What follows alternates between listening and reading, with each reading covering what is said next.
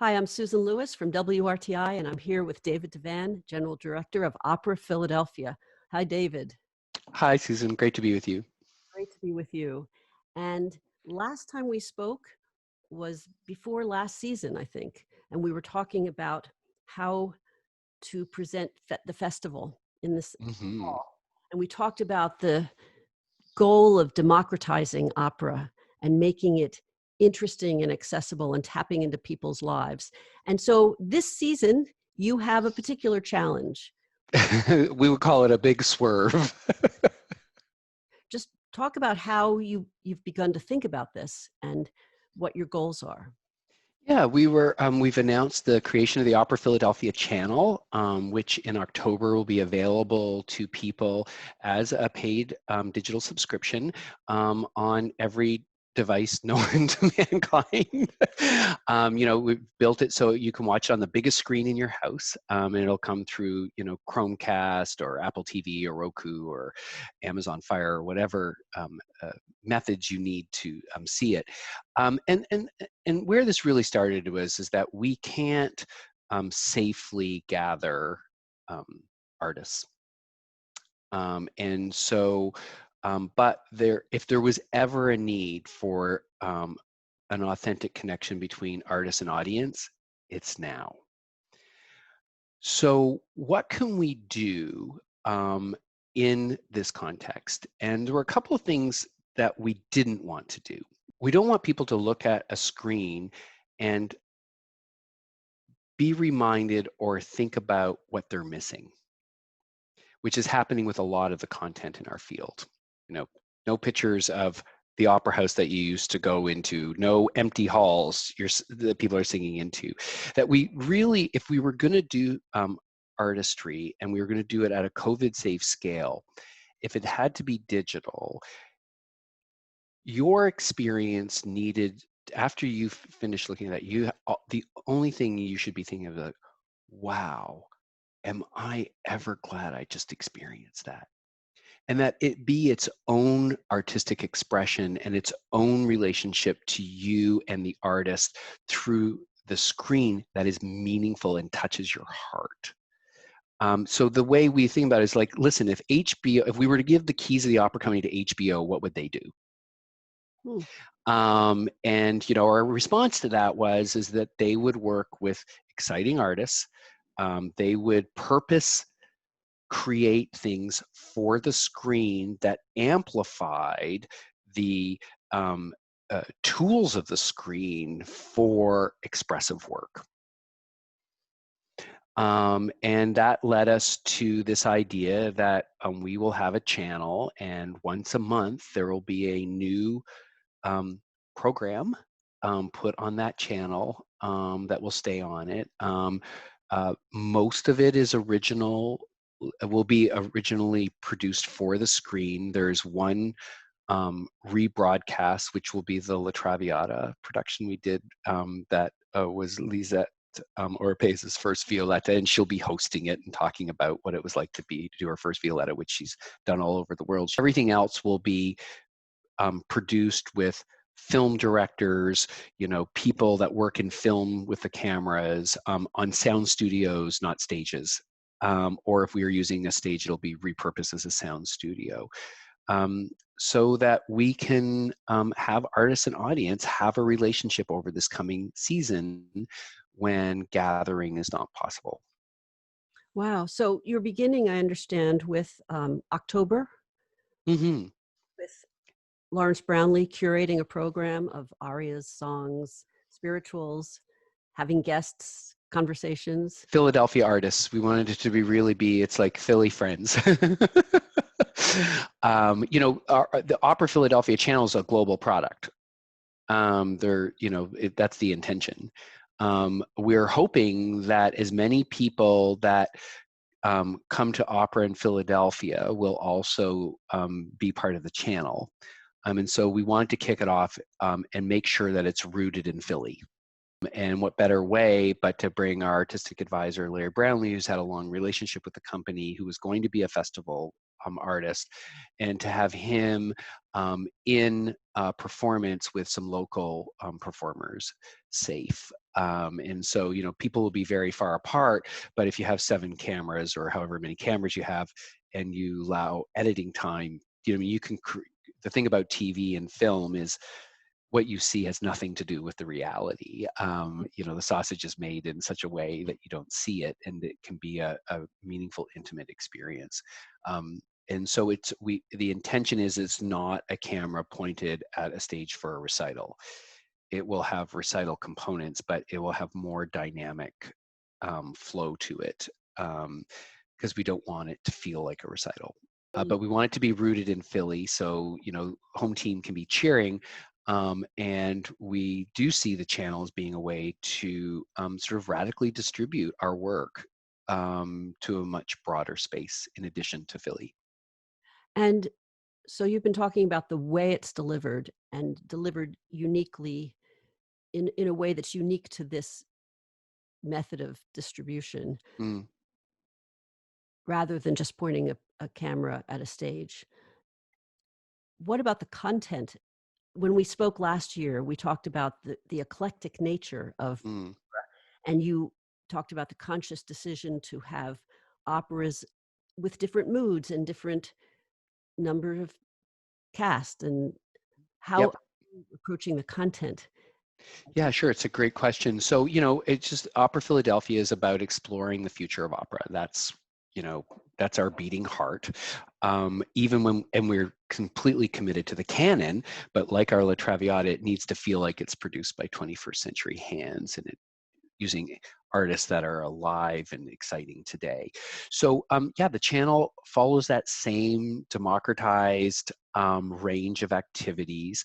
Larry will go on to do Cycles of My Being, which we commissioned for him a number of years ago, with Taishan Sori is the composer, who is one of our composers in residence, and Terrence, who is the librettist. It will be reimagined for screen and film with multimedia, but it is about what it's like being a Black man in America. And nobody knows that better than Larry Brownlee, who is, well, a Black man in America.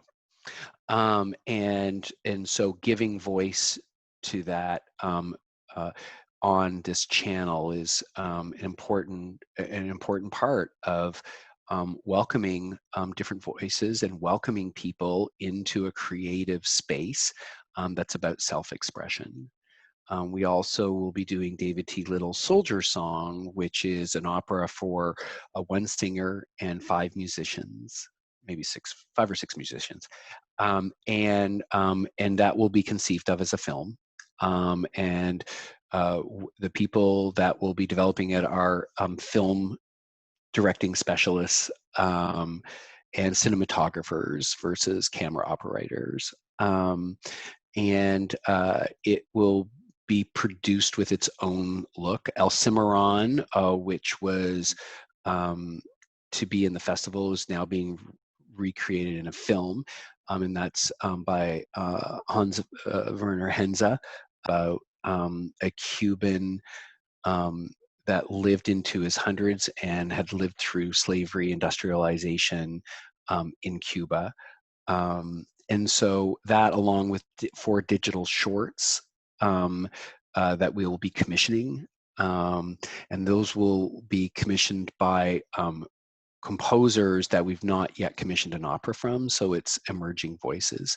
And that, along with the La Traviata, gives you a full menu of what opera can be, with lots of different voices, and there's an eclecticism to it that's intentional. And like most of our work, this work was all developed in conversations with the artists. Jonathan McCullough has been developing Soldier Song as a vehicle for him, and that's how it came to us. Larry, wanted to do wanted more people to see Cycles of My Being. It's been done in Carnegie Hall and at Lyric Opera Chicago, which were our co-commissioners, and it was world premiered here. But when you add all those people up, it's still 2,000 people, and we have an opportunity for thousands and thousands to see it. So So really being in dialogue with the artists to do something, and that's why our programming is always so eclectic, is because it's artist centered. It's not, from the head of David Devan or Corrado Rivares or David Levy or any of our, artistic leadership. We do finally curate it, but we don't actually instigate very many projects. Well, you made an interesting point about how a lot of the artists may be eager to have their product distributed in a new way, because in the old way, when you didn't have the Opera Philadelphia channel, for example, people could go and see them in person, which is still a very important, valid experience. Oh, we're not backing away from that. Once we get to the other side of this, can't wait to be live performance. But the channel's probably not going away.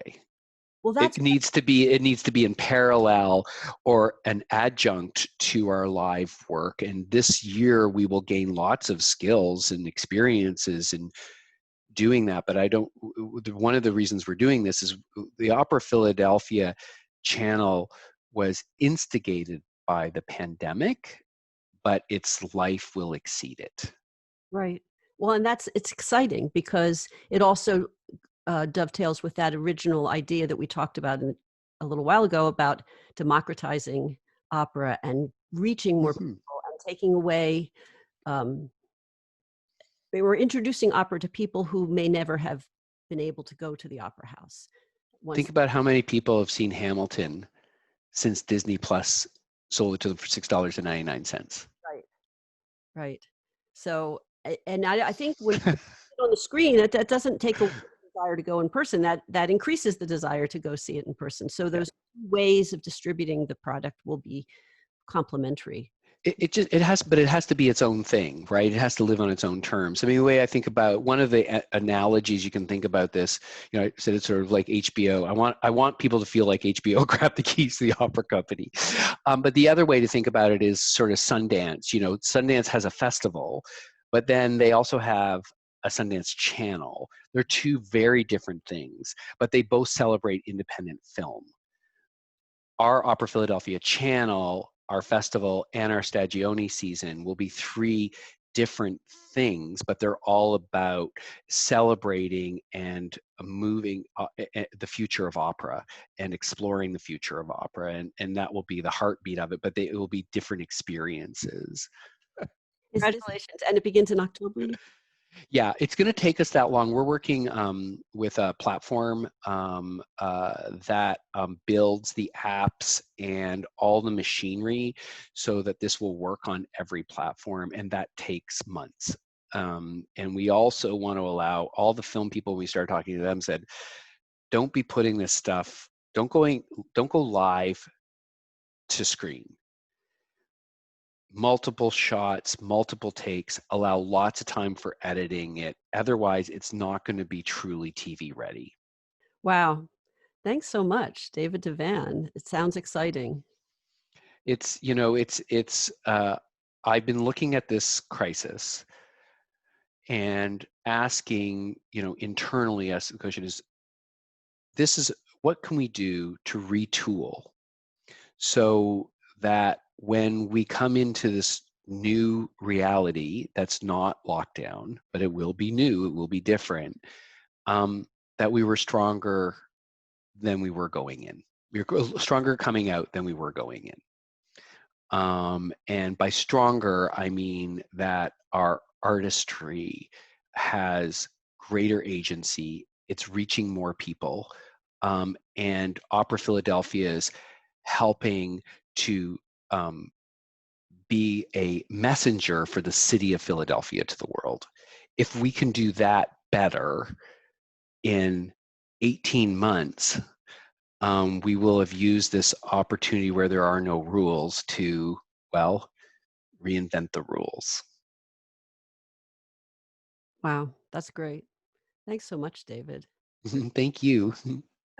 Talk soon again. I hope so. I'm around. I'm not going anywhere.